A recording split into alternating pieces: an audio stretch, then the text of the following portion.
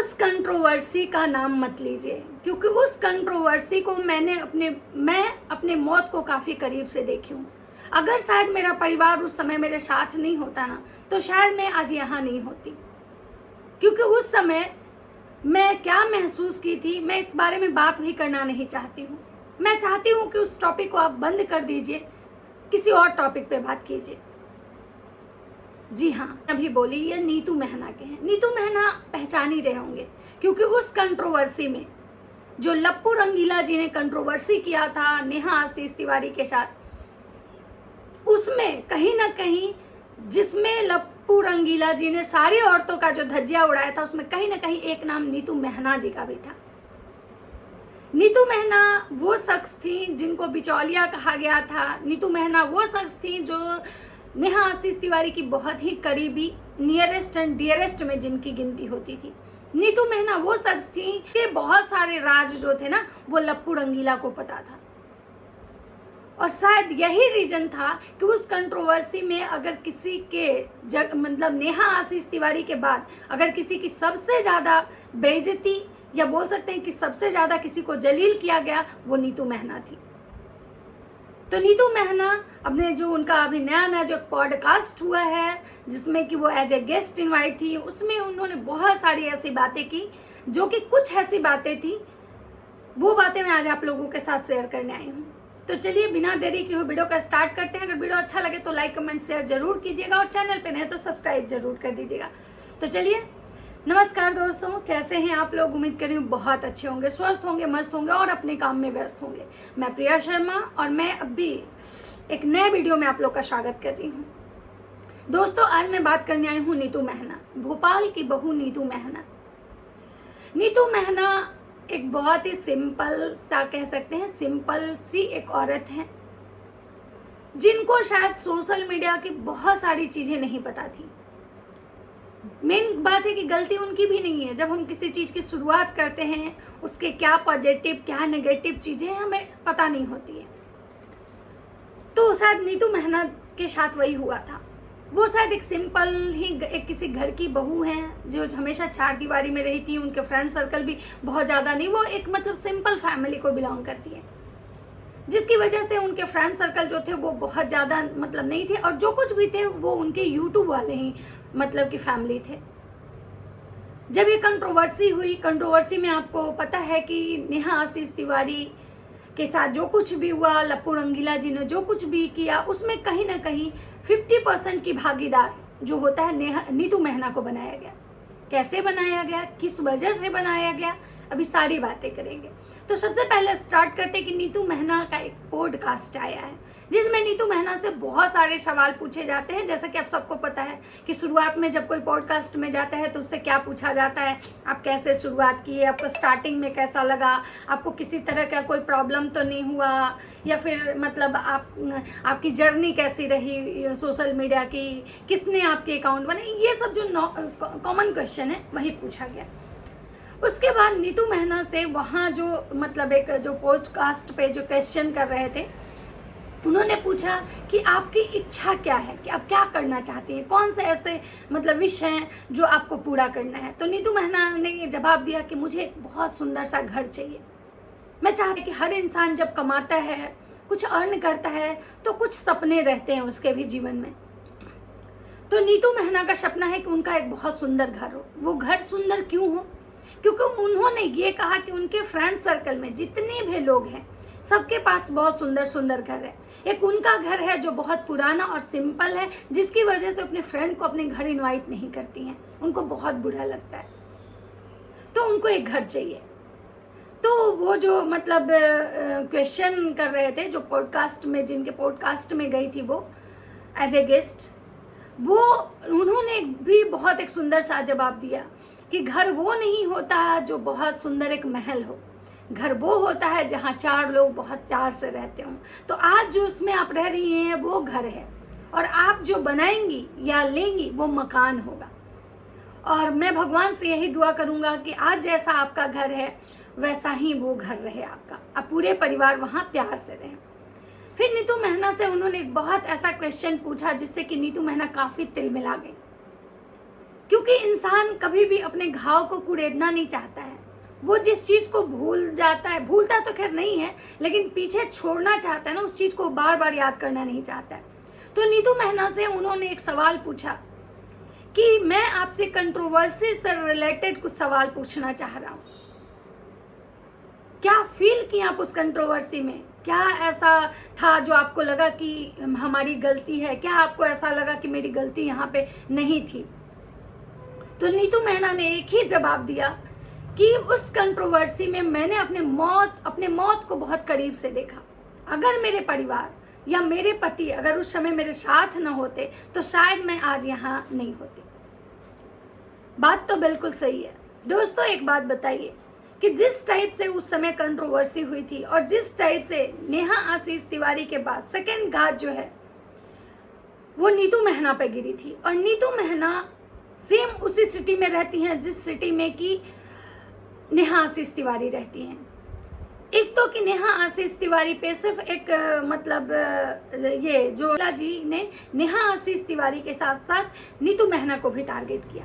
क्यों? क्योंकि नीतू मेहना नेहा आशीष तिवारी की बेस्ट फ्रेंड में उनकी गिनती होती थी, और नीतू मेहना के बहुत सारे राज लप्पू रंगीला को पता था, और इसीलिए शायद लप्पू रंगीला जी जो हैं वो उन पे बहुत सारे एलिगेशन लगाए। इवन यहाँ तक कि उनके कैरेक्टर को लेके भी एलिगेशन लगाए।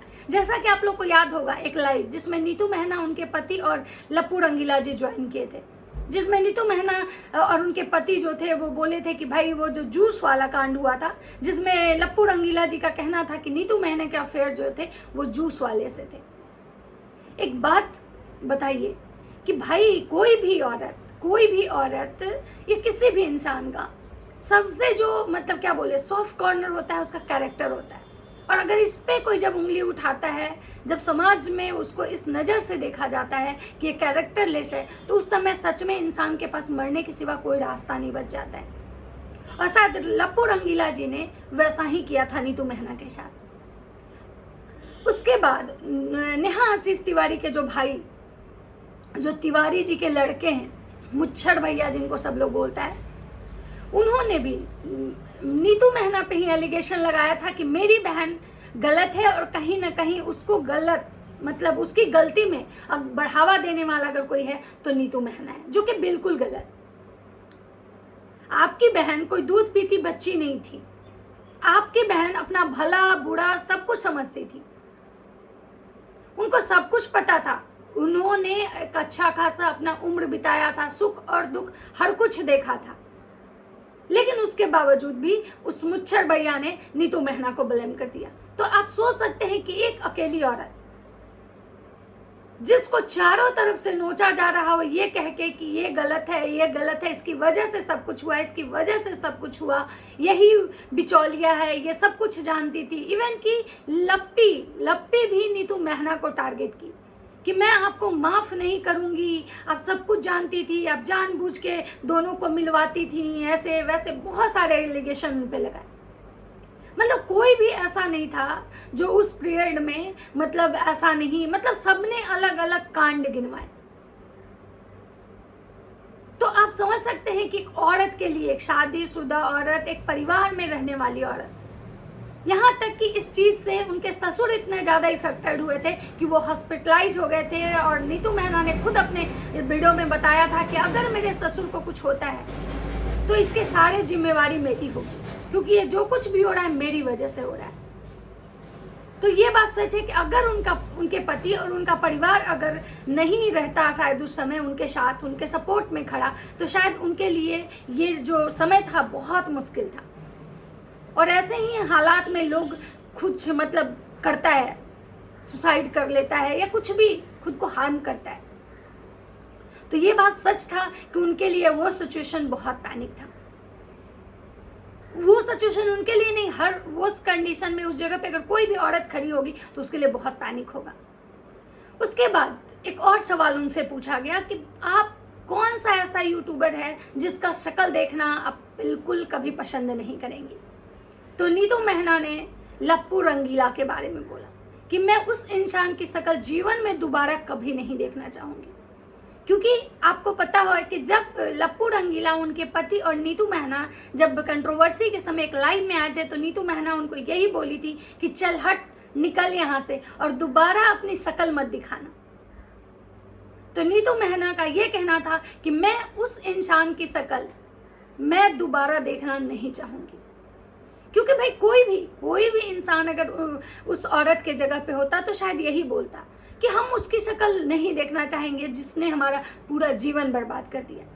अगर आज बहुत सारे रिएक्शन वाले का मैंने देखा है, वो बोल रही हैं कि हमेशा लप्पू रंगीला ही गलत क्यों, हमेशा उसकी फ्रेंड नेहा आशीष तिवारी, वो भी तो अपनी दोस्त के साथ धोखा की, कि जो बात नीतू मेहना अपने फ्रेंड को बताती थी वो लप्पू रंगीला को बताती थी। हाँ, गलत कहीं ना कहीं जिम्मेवार तो नेहा आशीष तिवारी भी हैं, लेकिन अगर लप्पू रंगीला जी ये कंट्रोवर्सी स्टार्ट ही नहीं करते, ये कंट्रोवर्सी को जन्म नहीं देते, तो शायद कोई भी नहीं घसीटा जाता, किसके कौन से राज किसके पास हैं सब खत्म हो जाता। लेकिन लप्पू रंगीला जी ने क्या किया, नेहा आशीष तिवारी को लप्पू रंगीला पर विश्वास था, प्यार था। जब कोई किसी से प्यार में होता है तो अपना हर कुछ सुख दुख उसके सामने खोल के रख देता है। तो नेहा आशीष तिवारी को क्या पता था कि जिसके सामने आज हम अपना सुख दुख खोल के सब कुछ रख रहे हैं, कल वही इंसान हमारे दुख का कारण बन जाएगा।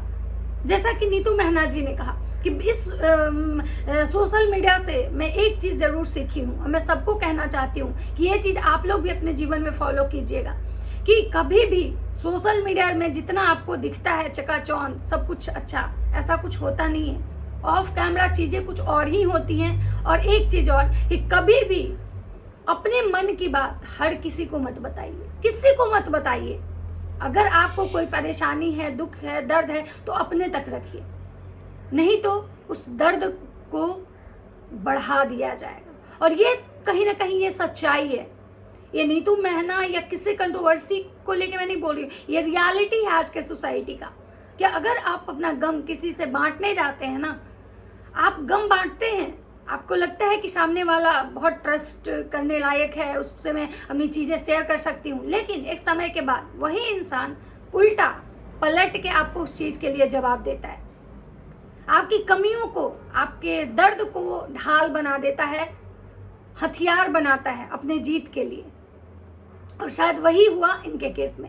तो ये था एक छोटा सा नीतू मेहना जी के पॉडकास्ट में जो नीतू मेहना जी ने अपनी बातें रखी, वो मैं आप लोगों के साथ शेयर की हूँ। अगर वीडियो अच्छा लगे तो लाइक कमेंट शेयर जरूर कीजिएगा और चैनल पे नए हैं तो सब्सक्राइब भी कर दीजिएगा। मिलते हैं नेक्स्ट वीडियो में, तब तक सबको बाय बाय, राधे राधे।